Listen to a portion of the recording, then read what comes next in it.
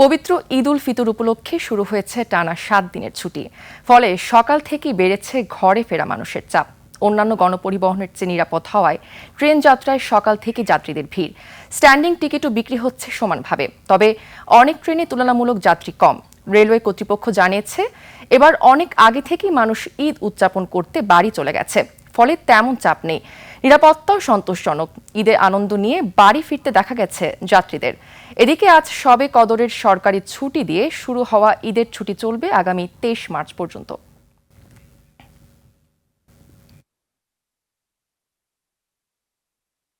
সবকিছু মিলিয়ে সবকিছু ঠিক আছে, কোনো হয়রানি হতে হয়নি। আমরা অনলাইনে টিকিট কেটেছি। খুবই শান্তি, মানে কোনো জাম নাই, ভিড় নাই। এবারে যাত্রাটা অনেক ভালো। আমি এবার একটু ভিন্নভাবে যাচ্ছি। আমার রিলেটিভ আছে কুড়িগ্রামে, তাদের সাথে একসাথে ঈদ করতে যাচ্ছি। স্বজনদের সাথে ঈদ উদযাপনে রাজধানী ছাড়ছেন কর্মজীবী মানুষ। এই বিষয়ে আরো খবর জানতে আমাদের সাথে সরাসরি যুক্ত হচ্ছেন সহকর্মী হাকিম মাহি। তিনি আছেন গাবতলী বাস টার্মিনালে। মাহি, ঘরমুখো মানুষের ভিড় কেমন দেখছেন? যাত্রীরা কি বলছেন, আমাদের বিস্তারিত জানান।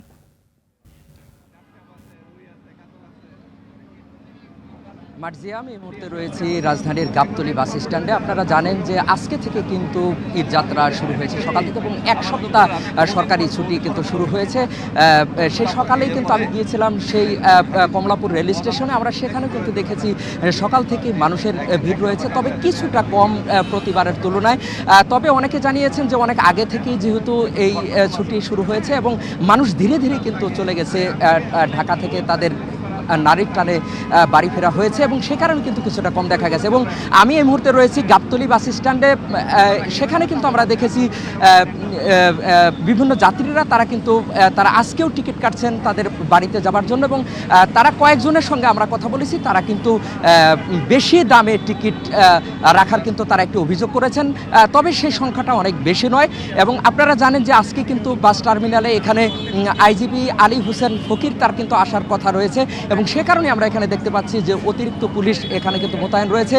এবং এখানে আজকে আপনাদের একটা নতুন একটি বিষয়ের সঙ্গে পরিচয় করিয়ে দিচ্ছি, সেটি হচ্ছে মোবাইল কমান্ড সেন্টার, অর্থাৎ নতুন একটি প্রযুক্তি সেটা কিন্তু আসছে, অর্থাৎ সমস্ত প্রকার শৃঙ্খলা আনবার জন্য এই বাহনটি কিন্তু নেওয়া হয়েছে। এবং এই ব্যাপারে একটু আপনার কাছে জানতে চাই আনিসুর রহমান ভাই, যে এই মোবাইল কমান্ড সেন্টার এটা আসলে কি কাজ করে সে বিষয়ে যদি আমাদেরকে একটু জানান। না, এটি আসলে হয় কি, যখন কোনো গুরুত্বপূর্ণ অনুষ্ঠান থাকে যেখানে আমাদের সরাসরি ঊর্ধ্বতন কর্তৃপক্ষ উপস্থিত থেকে আমাদেরকে নির্দেশনা দিবেন, সেই জন্যই আমরা এই জাতীয় কমন সেন্টার আমরা ব্যবহার করে থাকি। তো এটা ঢাকা মেট্রোপলিটন পুলিশের মোবাইল কমন সেন্টার।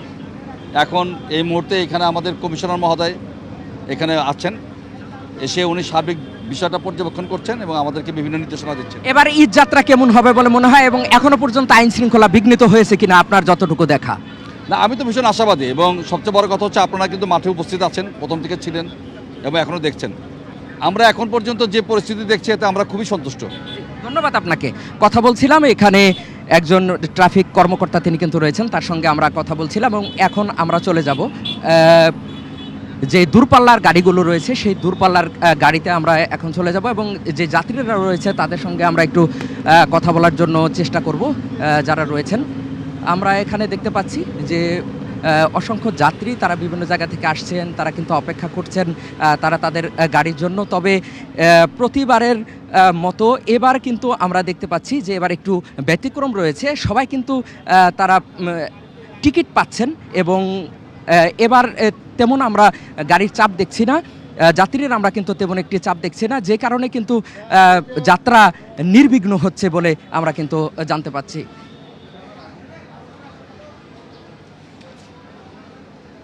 যেখানে যাত্রী অপেক্ষা করছেন, আমরা সেই সমস্ত যাত্রীদের কাছে আমরা একটু চলে যাচ্ছি। এই মুহূর্তে আমরা রয়েছি বাস টার্মিনালের ভেতরে। এখানে কিন্তু দুই দিকেই আমরা দেখতে পাচ্ছি যে এখানে বাস কাউন্টারগুলো রয়েছে, এবং সেখানে যাত্রীরা এসে তারা টিকিট কাটছেন, এবং পাশেই যে ছাউনিটি রয়েছে এখানে কিন্তু যাত্রীরা এসে বসেন, এবং তারা এখান থেকে বিভিন্ন জায়গায় তারা চলে যান। আপনার সঙ্গে একটু কথা বলতে চাই, কোথায় যাবেন আপনি? আমি যাব হচ্ছে নড়াইল যাবেন। আচ্ছা, টিকিট কত টাকা রেখেছে, বা আগের তুলনায় কম না বেশি? 700 টাকা কাটিছে। আগে কত টাকা ছিল? আগে তো আমি মানে গুলিস্তান থেকে কাটতাম 500 টাকা।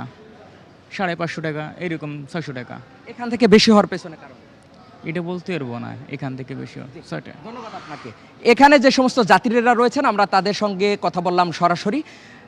আগের তুলনায় যাত্রীর চাপ কিছুটা কম, যে কারণে আসলে আমরা যাত্রী তেমন একটা খুঁজে পাচ্ছিলাম না। মার্জিয়া, এই ছিল আমার কাছে গাবতলী বাস টার্মিনাল থেকে সর্বশেষ। হাকিম মাহি, আপনাকে ধন্যবাদ।